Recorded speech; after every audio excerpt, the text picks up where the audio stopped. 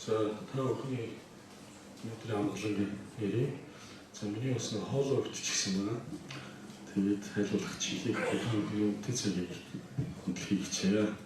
За би бол өөрөө мэргэжлийн зураг баримлын төлөв хүн байна. За олон жил бас энэ талаар судалж суралцаж явж байна. За ер нь бол олон жил дурлаг энэ болгоныг уншаад яхаар тав ярих хооронд анзаараад уншаад гүйлхийг удаарай. Олон жил дурлаг гэдгийг бол ерөнхийдөө бол бид нар бол аналог гэж ярьж байна. Өнөөдөр ярих гэдэг нь бол дижитал юм уу? Дижитал буюу тэр аналог дүрсийг бид нэр тодорхой нэг хэмжигдэхүүнд танил байхын тулд одоо бидний мэддэг сантиметр ч юм уу, миллиметр ч юм уу энэ тоон үзүүлэлтэнд барихтаа одоо хүүхд байхдаа бид нэг огт сууддаг байсан шүү дээ. X 10 ингээл болсон X тэнхлэг яадаг шиг. За нэгсэндээ бол тоон хэмжээс тоон цэгүүдийн огтлцлоор энэ машин бол үнэндээ бол цэгээ будаж ажиллаж байгаа шүү дээ. Зэгчмээ. Тэгэхээр уламжил бол үндсэндээ бол одоо бидний цэвэр нүдээр харж гараараа барьж эсвэл хэнийг оролцож хийдэг ийм ажил байна. Өнөө цагт яагаад ялангуяа орчин үед бурхан шашны урлаг буюу уламжил дурлагт бол дижитал бол шаардлага байна уугүй юм. Байвал аль хэмжээнд байх юм бэ гэдэгтээ бол би өөрсдөө үзэл бодлыг илэрхийлэх хичээ. За цэвэр гараар хийнэ гэдэг нь одоо манайхан 100% хандмаг гэж ярьдаг тийм үү? За ийм байдлаараа яваад байх юм бол цаг хугацааны алдагдaltaй яваад. Нэгдүгээр. За хоёрдугаар асуудал нь маш олон дата одоо нөөцүүд тийм ээ хүн хүч ингээ бүгдийн гараар хийгээд. За дээр нь материалын асуудал. Энэ дээр бол асар их цаг хугацааны алдагдaltaй, нөөцийн алдагдaltaй, эдийн засгийн алдагдaltaй учраас тодорхой төвшөнд хөрвж болох асуудлуудыг бол дижитал технологиор нэвтрүүлэхээс аргагүй. За жишээ нь их загварыг бол дижитал технологи дээр л ашиглана. За олноор хувилах, хэвлэх асуудал дээр бол бид бүхэн өөр уламжлалт арга бараг одоо нэм давааснаар одоо хэвлэх, хувилах уламжлалт арга ашиглах нь арай хямдхан цаг хугацаа одоо хожсон гэж байт юм аа. За уламжлалт урлагийн хэрэгцээ бол ер нь бол хангалттай байгаа. Би бол өнөөдөр зөвхөн ямар уламжлалт урлаг яриад байна вэхээр манай үндэсний урлагтай салшгүй холбоотой уулзсан урлал бол явж бурхны шашны урлаг л байдаг. За бурхны шашны урлаг бол үндсэндээ бол манай уламжлалт бол онолдоо юу гэж заадаг юм гэхээр шүтэн болгож харж байгаа тэр урлал бол эрхэм урлаг юм аа. Эннээс бусд нь бол игэл урлаг буюу одоо үндсэн урлал. Тэгэхээр дээдийн урлал, игэл урлал гэсэн юм хоёр урлалд хаваадаг. За миний мэргэжил болон хийж байгаа, суралцж байгаа, судалж байгаа ажил бол цэвэр бурхны шашны талаарх судалгаа, суралцах ажлаа явж байгаа юм аа. За энэ талаарх хэрэгцээ бол манай монголчуудад асар их байна. Яг тэр бид нар уламжилт шашин соёлын тийм уламжлалт хүмүүс учраас за өнөө цагт бол авч байгаа арга хэмжээний хувьд бол одоо дэлгэрүүлэхэд нэгдүгээр 100% гараар хийсэн ажил гэдэг бол маш их зардал, цаг, үн цэнтэй болчиход идэв учраас хүмүүстэй хүрч чадахгүй байна. Ийм учраас түгээх, дэлгэрүүлэх, хүмүүстэй хүрэхийн тулд аль болох богино хугацаанд олноор хийж чадах тэр чадамж, технологийн ч юм уу, үйлдвэрлэлийн ч юм уу. За тэрийгээ дагаад хямд үнэтэй түгээх гэдэг асуудал тулгарч байгаа. За ийм учраас энийг бол одоо ганц нэг байгууллага юм уу, хувь хүмүүсийн төвшөнд бол шийдвэрлэхэд бол асар төвөгтэй учраас энэ талаарх одоо хэрэгцээг дагаад зах зээл гэдэг зүйл явна гэж үзэх юм бол энэ хэрэгцээг хэн хангаж байна гэдэг асуудал. Тэр энэ хэрэгцээг бол одоо тандалт судалгаагаар бол 99% нь бол хятадууд хангаж байна. Манай Гандарангийн Дэнжир дүүрэн бурхан шүтээний урлал байна. Энийг бол дандаа хятад бараа байна. Яг одоо цөөхөн боловч бурхан урлалаар суралцж байгаа урлагчид бол тэр дэлгүүр тавиад хүнд түгэх нэг ширхэгч юм байхгүй. За нэг юм юм ярий. За дижитал урлагийг нэвтрүүлэхэд бол миний хувьд бол одоо цэвэр одоо 27 дахь жилдээ энэ талаар суралцж байна. Гараараа бол их цаг өнгөрөөсөн. Гэтэл сонирхол татаад энд ямар боломж байна, ямар гарц байна гэдэг үүднээс бол 94 оноос бол би компьютертэй танилцж эхэлсэн юм байна. За энэ болохоор 2000 онд Illustrator гэдэг вектор графикийн програм байдаг. Adobe. Энүүгээр биерээр биш компьютерийн маусаар биерний даралтыг зурх гэж оролдож ирсэн. Энэ үед бол яг үндсэндээ бол манай Монголд бол 2000 онд бол дижитал зураг урлал гэдэг бол их захивдаа энэ тэнд сайн байсан баг. Зөвхөн миний хувьд бол ингэж оролдож ирсэн түүх байдаг. За энэ хэд хэдэн давуу талууд маш их бий. За энэ бол ингээд жоохон тодорхой харахаар ойлгогдчихно тийм ээ. За энэ Петровсын би өөрөө сонирхож явсараа тодорхой төвшөнд чадварчилсан байсан. Петровсын одоо хаасаагүй байдаг энэ бензин биш үү? Энийг би тухайн үед 3D Max-аар би өөрөө зурж нөгөө одоо би хийх өмнөх ажлын зургийг би графикаар өрөөжсэн. Тэгээ батлуулаад яг хийж гүйцэтгэсэн хүмүүс нь өөр хүмүүс би бол цэвэр графикын зураг зурж ирсэн. Тэгээд энэ мэтийн олон ажил хийгээд Солонгос эдэрт ингээд зарим ажлаа ном болгоо хэвлүүлэх байхад Солонгосууд үгжсэн байх. Монгол дижитал урлаг хөгжиж ийн үзсэн. Гэтэл нөгөө мань бичиж сонирхлоороо чадварчилсан болохоос биш юу бол байхгүй. Мэргэжил бол байхгүй шүү дээ одоо тийм ээ. За энэ дээр болохоор ямар төвшил гаргасан бэ гэхээр за эхний зураг болохоор гар биер компьютер графикээр хослуулж ажилласан.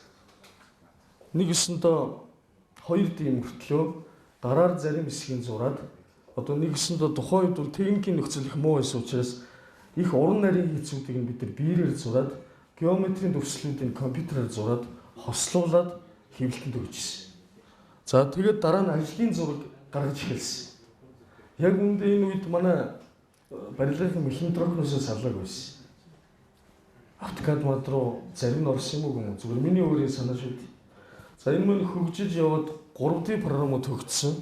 3D-гээр хийдэг болсон. За дараа нь нөгөөдхийг металл ледер болгож үзсэн. За иймэрхүү амжилт гарч явсан юм аа. За энэ болохоор энэ хоёр сувраг болохоор мөнгөн сувраг байна. Өндрөөш нэг 10 см. Жижигхэн багц. Тэгсэн мөртлөө хээх ухаарууд нь янз бүрийн нарийн. Энийг болохоор 0.101 мм наривчлалтайгаар CNC-гээр зүсэлт хийсэн.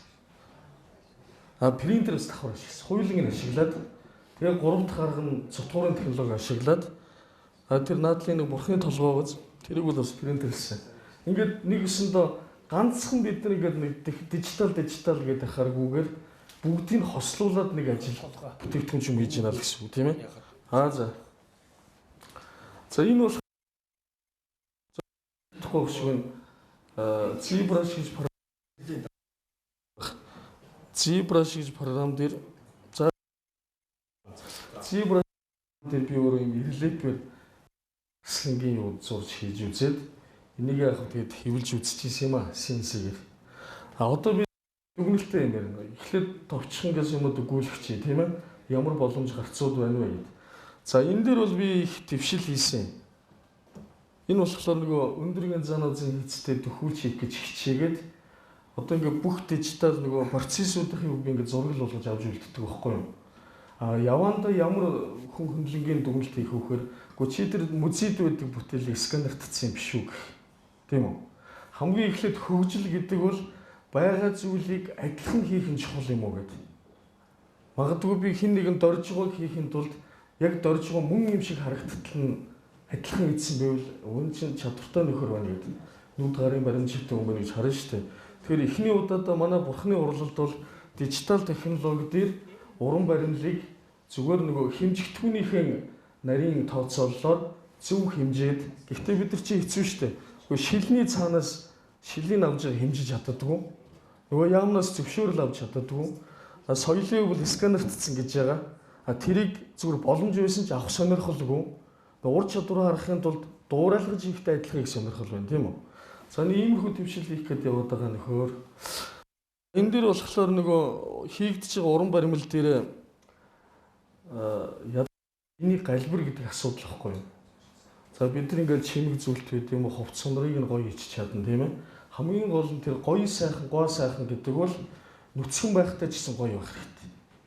Тэр гоё сайхныг нэг сайхан гоё эмхтэй дагин ч юм уу байна гэж бодъё л.